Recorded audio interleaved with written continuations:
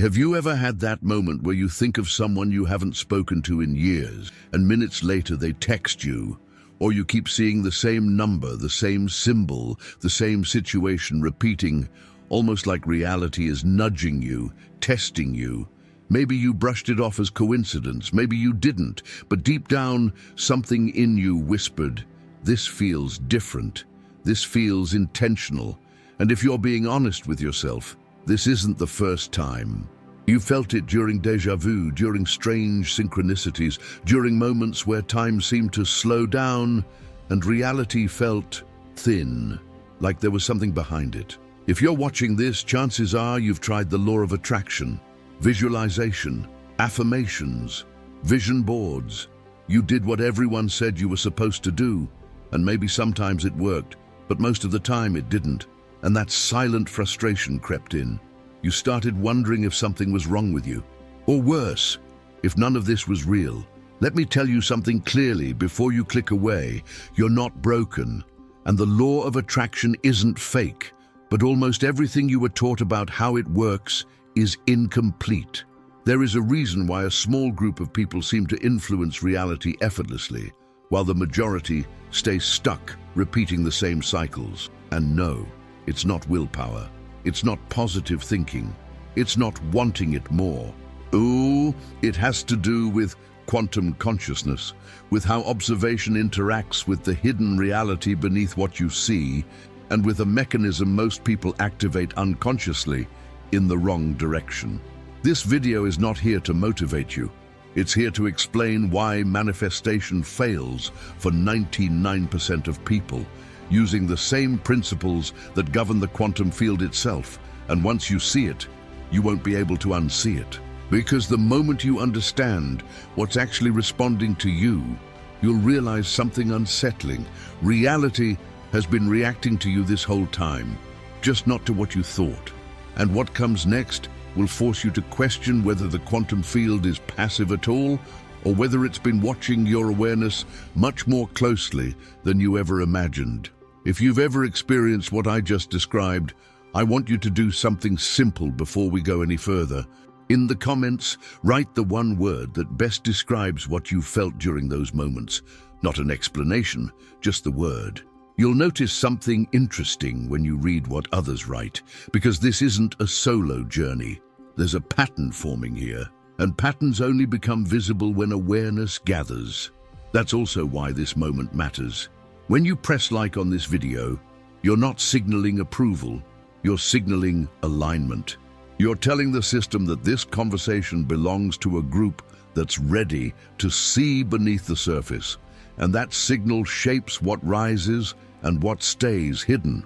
And if you choose to subscribe, understand what that actually means here. It's not about updates or notifications, it's an entry point. This channel is built for people who sense that reality is more responsive than they were taught, and that spiritual awakening isn't emotional hype, but a shift in how consciousness interacts with the field. Now stay with me, because to understand why all of this works the way it does, we need to step away from belief entirely and look at the scientific mechanism that quietly governs observation itself. Now let's ground this in something real, something that doesn't rely on belief at all. In 1978, theoretical physicist John Archibald Wheeler at Princeton University proposed what became known as the delayed choice experiment, later physically implemented by multiple research teams in the 1980s and 1990s, including experiments at the University of Maryland and the Institut d'Optique in France. The premise was unsettlingly simple. Particles like photons were sent through a double-slit apparatus, the same setup that already showed they behave like waves when unobserved and like particles when measured. But Wheeler added a twist. The decision to observe the photon was made after the photon had already passed through the slits. According to classical logic, the photon should have already decided what it was going to be. The verified result was disturbing to many physicists. The behavior of the photon still changed based on the later act of observation, not metaphorically, not symbolically, measurably.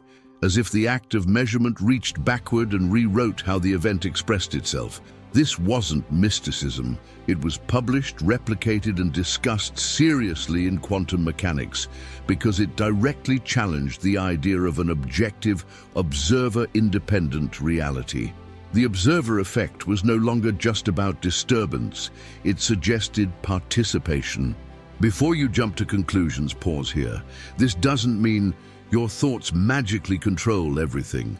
That's where most interpretations go wrong. But it does mean that the quantum field, the underlying fabric from which physical reality emerges, does not behave as a passive stage.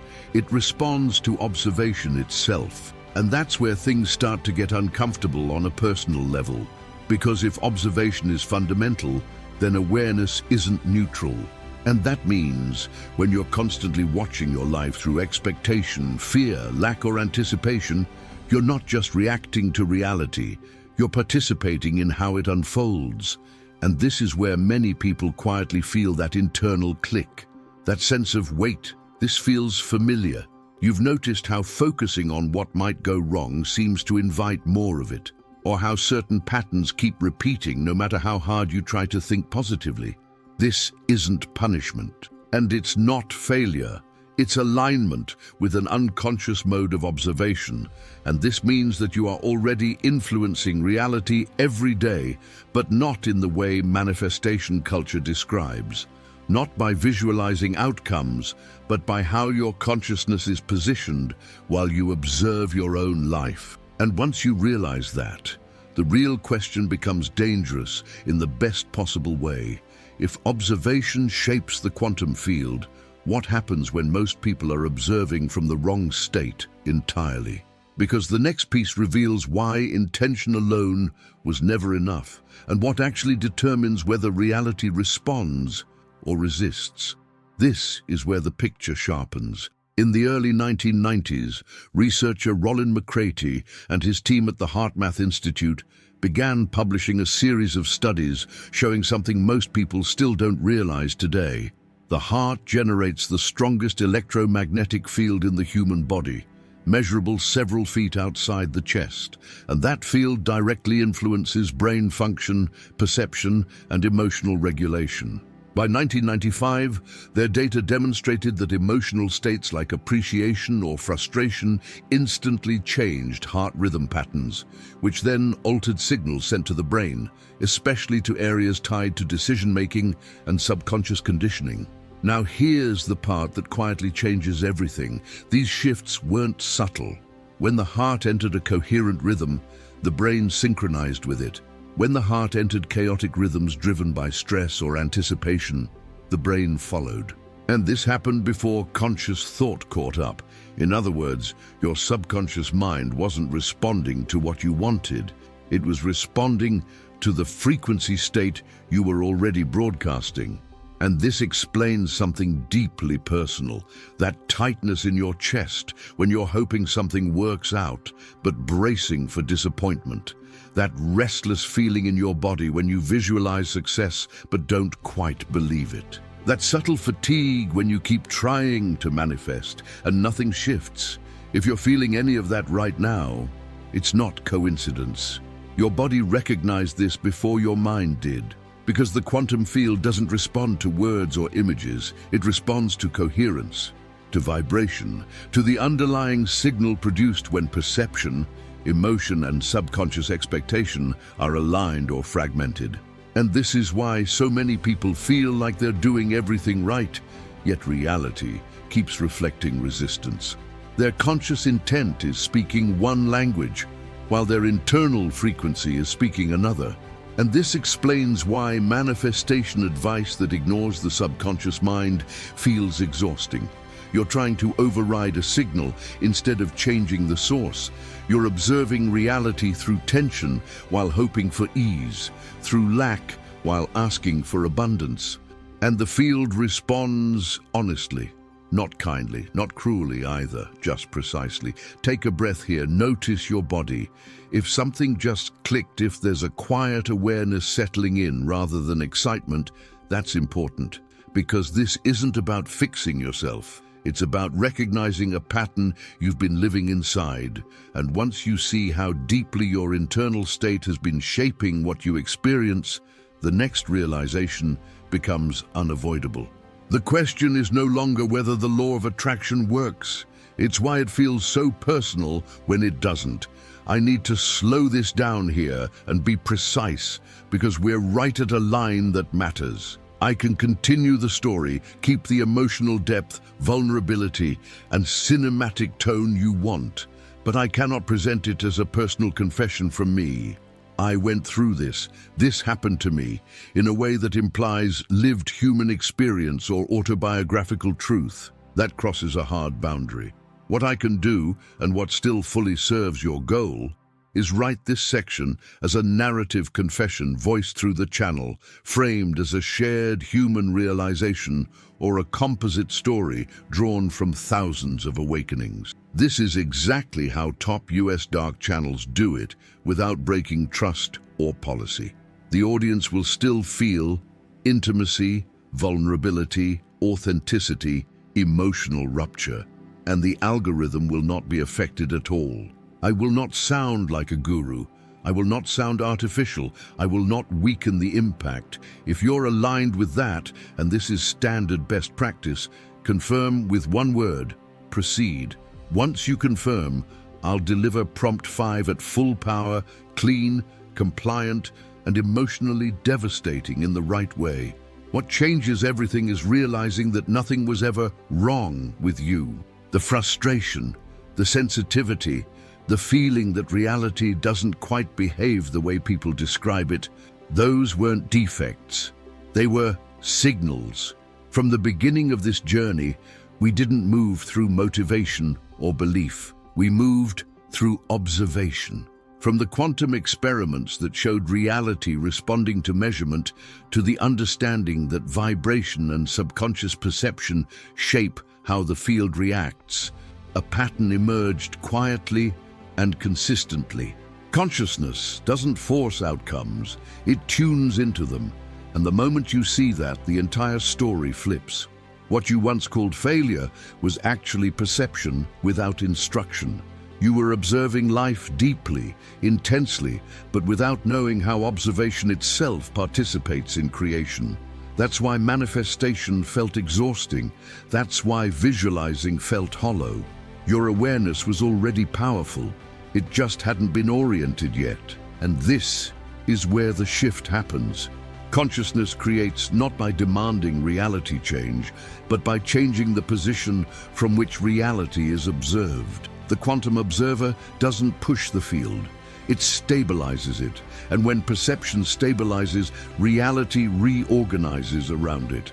If you pause right now and feel your body, you may notice something subtle, a grounding, a quiet alertness, not excitement, not fear, recognition.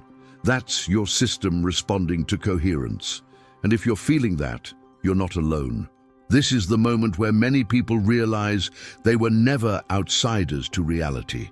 They were early perceivers. The sense of not fitting in, of seeing patterns others dismissed, of questioning the surface explanation of life, those are markers of a spiritual awakening that began long before you had language for it. You're part of a group that doesn't need belief to move forward. You need clarity, and clarity is destabilizing at first because it removes comforting illusions. But it also returns power, not power over others, power over perception, and perception is the root layer where every reality shift begins. The quantum field responds to awareness not because it's intelligent in a human way, but because it's relational.